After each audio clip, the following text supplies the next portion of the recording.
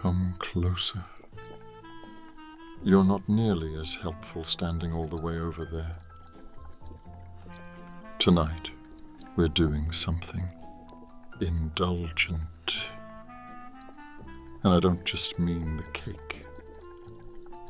We're making butterbeer cake. A perfectly wicked excuse to get your hands a little messy. And perhaps a reason for me to kiss the sugar from your fingers later. Start by pouring 3 cups of butterscotch beer or cream soda. Yes, that fizzy nonsense you brought home into a saucepan.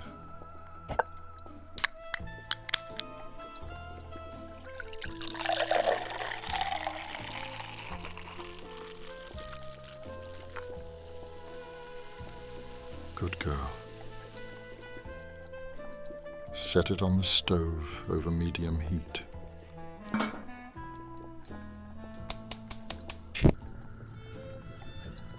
Let it simmer until it reduces to about half a cup.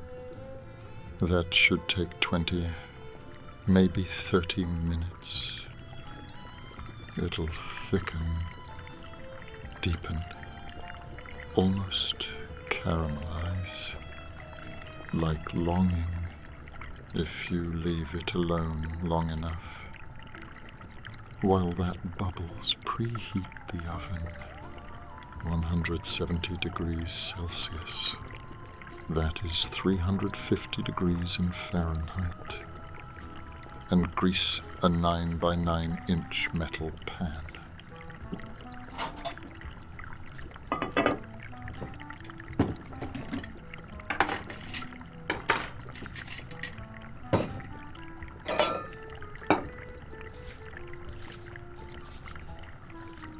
Line it with parchment. I'm not scraping cake from the corners. I have better things to do with my tongue.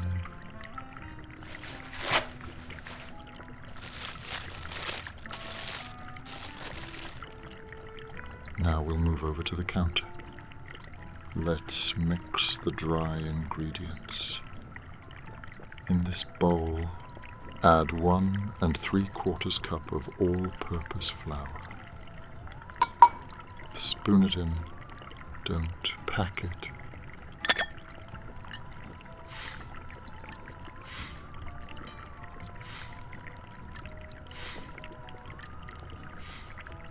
Now, 1 1/2 teaspoons of baking powder.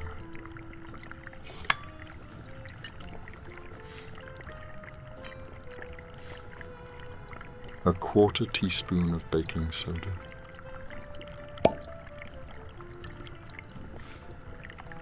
And 1/2 teaspoon of salt.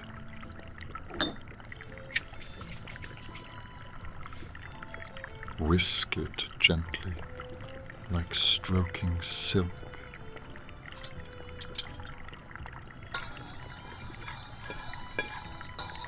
And don't fling it everywhere.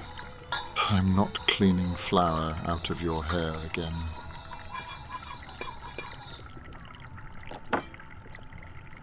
And now the sweet part.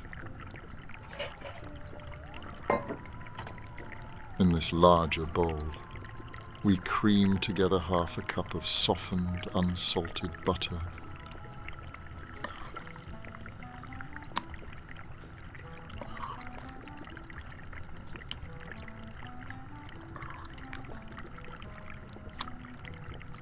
Half a cup of packed light brown sugar. And a 1/4 cup of granulated sugar. Yes, with the mixer. Machinum ascende. High speed. 1 or 2 minutes. Until it's light, fluffy, and sweet. Like your voice when you're pretending not to want me. Stop. That's perfect. crack in 2 room temperature eggs, one at a time.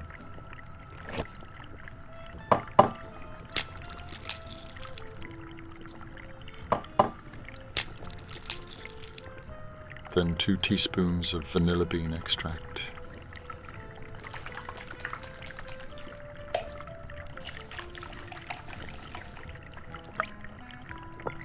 And 1 full teaspoon of butter extract for that rich golden flavor.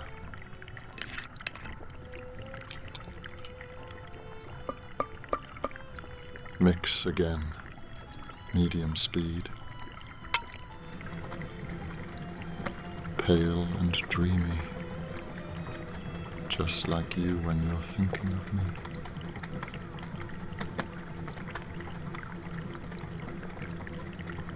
Let's check if the butterbeer is reduced.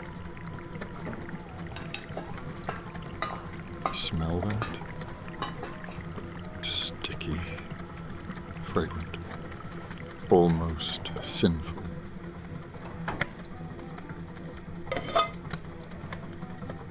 Pour the reduction into the mixing bowl. Slowly.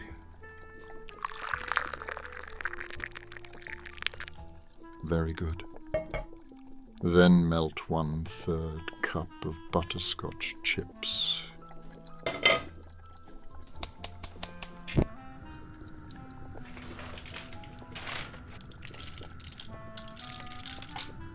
Let's have a little taste of one. Thank you.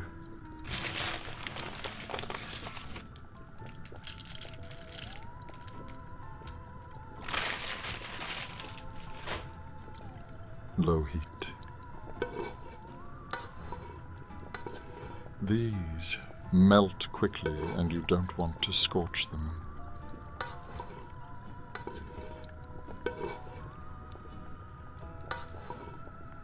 Let them cool slightly and stir them in.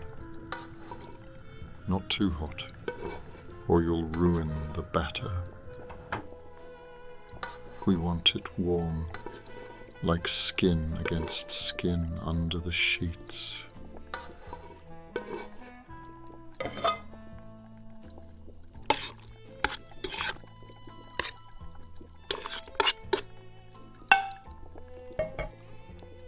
Next, take 1/2 cup of buttermilk and begin alternating it with the flour mixture. Mixer on low. A little of each at a time.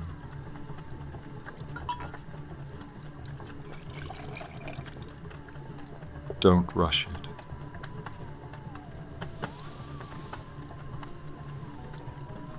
I'm watching your hands.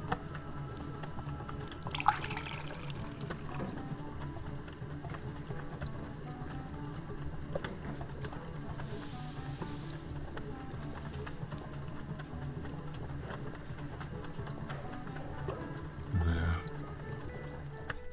Smooth, golden, decadent. Pour the batter into your prepared pan.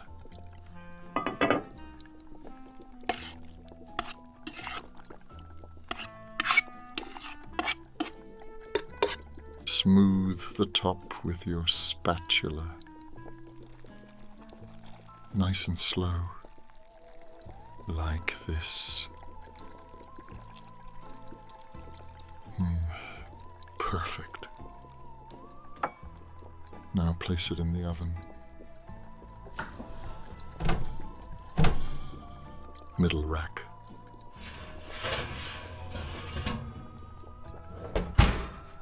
And bake for 27 to 31 minutes.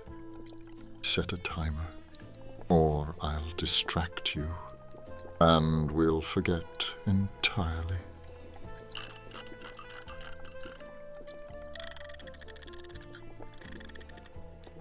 You've done well. You always do, when you let me guide your hands. But we aren't done yet. Now, the frosting. I suppose you thought the cake was the indulgence. But this is where things begin to melt. Take 1 cup of unsalted butter, softened. Drop it into a clean mixing bowl. Add a pinch of salt, just enough to balance the sweetness. Now, whip it.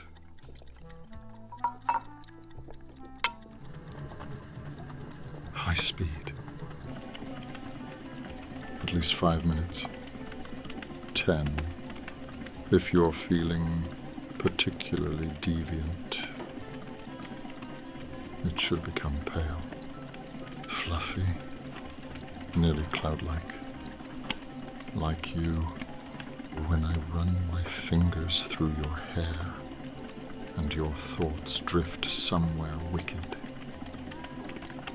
While we wait, let's melt more butterscotch chips. 2/3 of a cup.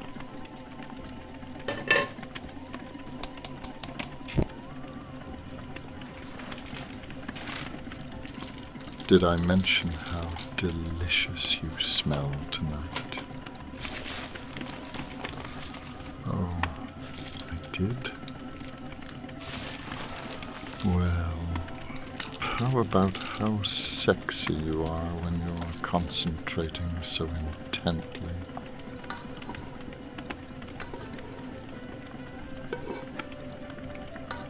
Let them cool until they're warm to the touch.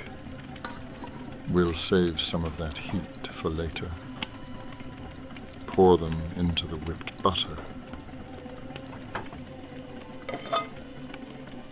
Slow and steady.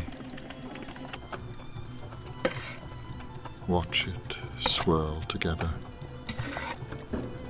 Golden ribbons of heat folding into cream. Now sift in 1½ cups of powdered sugar.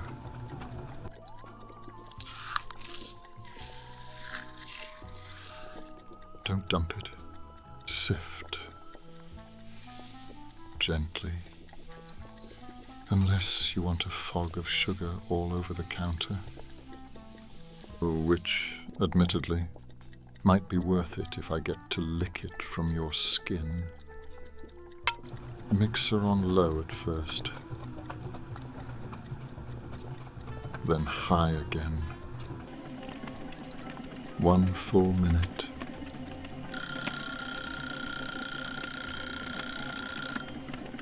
Let's check the cake.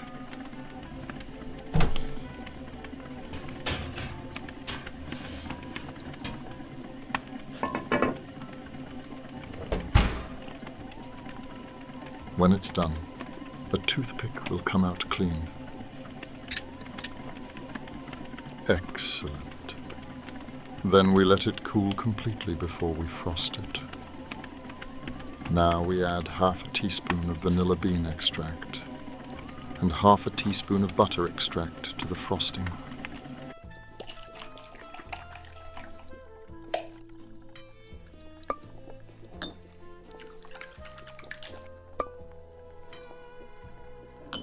Whip again until it holds soft peaks,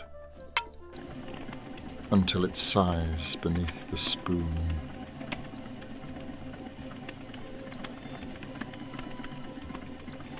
That should do it. Go on, taste it. But if I see that frosting on your lips, I won't be responsible for what happens next. Give me your finger. I think I'll have a little lick as well. Divine. The cake should be cooled by now.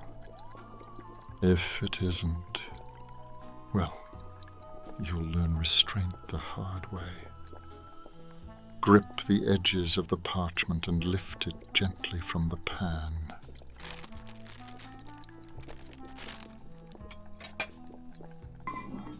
Set it on the plate.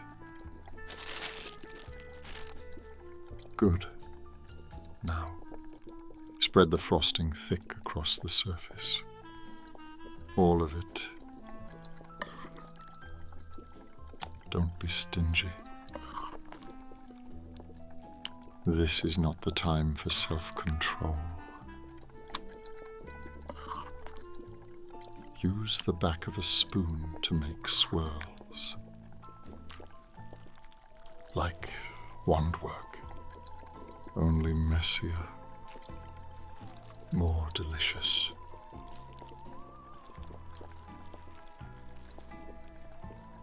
Now, one last touch. In a small bowl, add a 1/4 cup of butterscotch chips.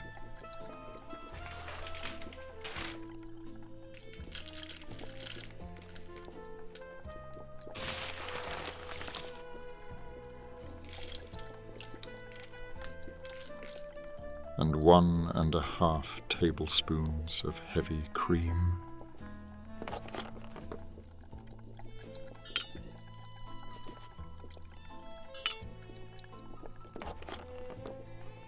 Microwave it. Yes, in that silly muggle contraption.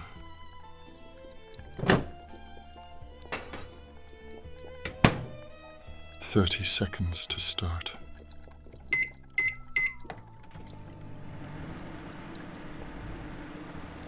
Get the jar of honey. Here, I'll open it for you.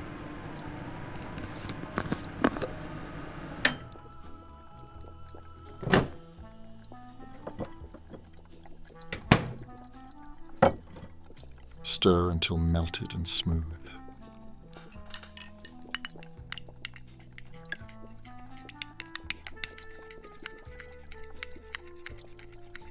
Then 1/2 tablespoon of honey.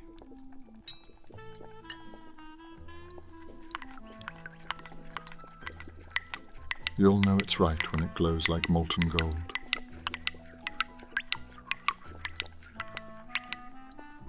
Let it cool slightly. Then drizzle it over the frosting.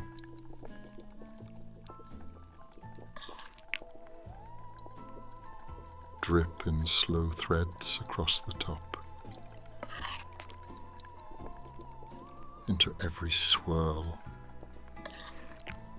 every fold. Drag the tip of your spoon through it. Make it look sexy. Oh yeah, that's very sexy. If you like, scatter a few gold or white nonpareils. I suppose it's festive. But between us, you're the only sparkle I need in this kitchen. There, it's finished. Sweet, buttery, warm, with a bite at the end, just like you. Shall we taste it now? Or shall I taste you first?